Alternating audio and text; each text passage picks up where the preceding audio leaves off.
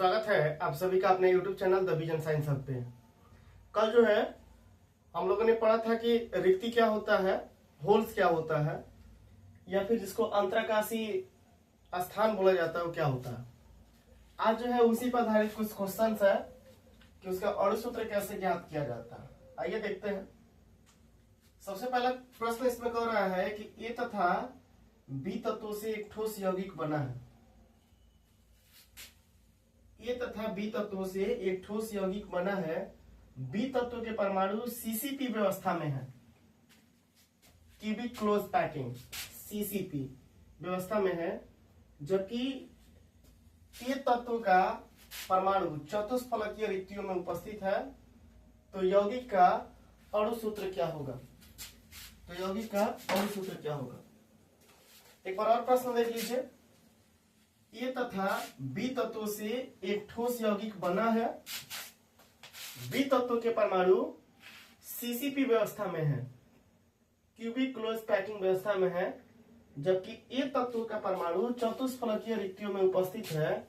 तो यौगिक का अणु सूत्र क्या होगा या फिर ज्ञात करें। तो सबसे पहले हम लोग लिख लेते हैं कि माना कि क्रिस्टल में परमाणु की संख्या कितनी है, तो उसको हम कुछ मान लेते हैं। लिखेंगे यहां से, माना कि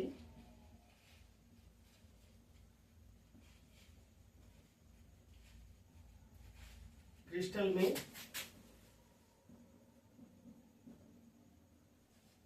परमाणुओं की संख्या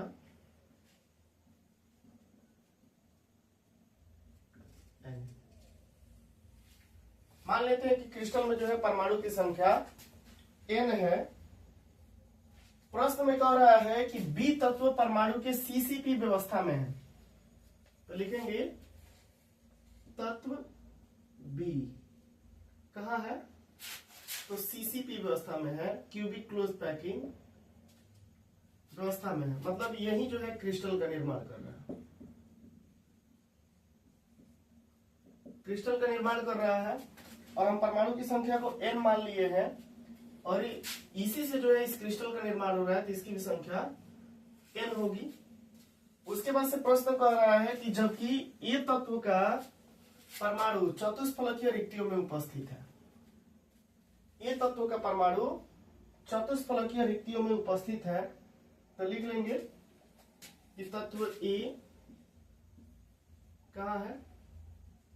चतुष्फलकीय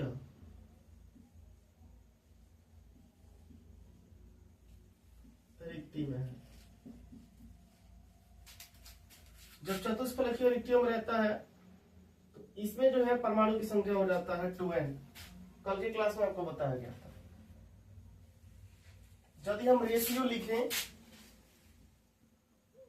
ए रेशियो बी, तो ए का मान जो है 2n है रेशियो, और बी का मान जो है n है।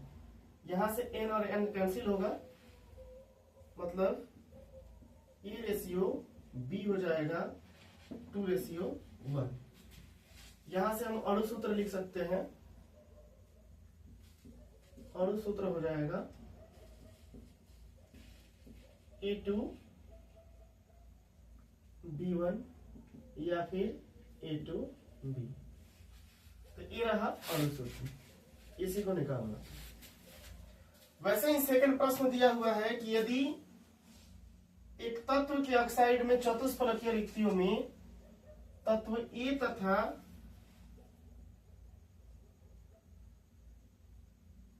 यदि एक तत्व की ऑक्साइड में चतुष्फलकीय रिक्तियों में तत्व ए तथा अष्टफलकीय रिक्तियों में तत्व बी उपस्थित हो, तो ऑक्साइड का अणु सूत्र क्या होगा?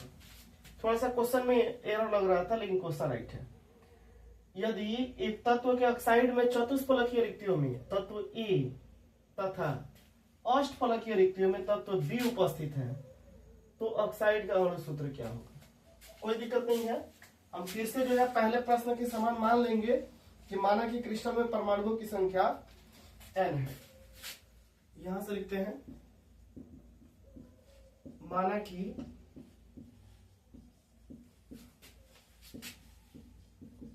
क्रिस्टल में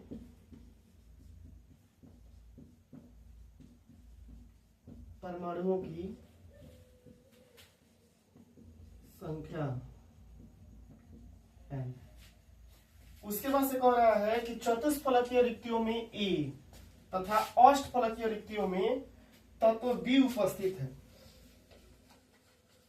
लिखेंगे कि ये जो है चतुष्फलकीय रिक्तियों में है, ये जो है चतुष्फलकीय में है, चतुष्फलकीय रिक्तियों में है। और जब चतुष्फलकीय में रहता है तो इसमें जो है होता है 2n। उसके बाद से कह रहा है कि अष्टफलकीय रिक्तियों में B है, B जो है अष्टफलकीय रिक्तियों में है, अष्टफलकीय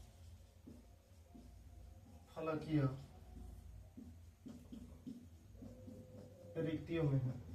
तो जब अष्टफलक में रहता है तो इसकी संख्या होता है n। और यहां से कह रहा है कि ऑक्साइड का अणु सूत्र क्या होगा। मतलब ऑक्साइड जो है वो क्रिस्टल का निर्माण कर रहा है और ये भी जो है परमाणुओं की संख्या अर्थात n के बराबर होगा। यदि हम तीनों को लिख लें A ratio B ratio O for oxide, तभी हो जाएगा 2n ratio n ratio n। यहां से n और n कैंसिल होगा, ये हो जाएगा A ratio B ratio O equal to 2 ratio 1 ratio 1, अर्थात A2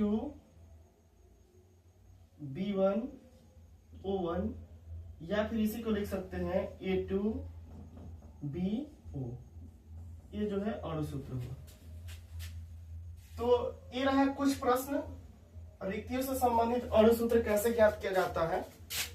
आप लोग इतना स्क्रीनशॉट ले लीजिए, फिर मिलते हैं अगले वीडियो में।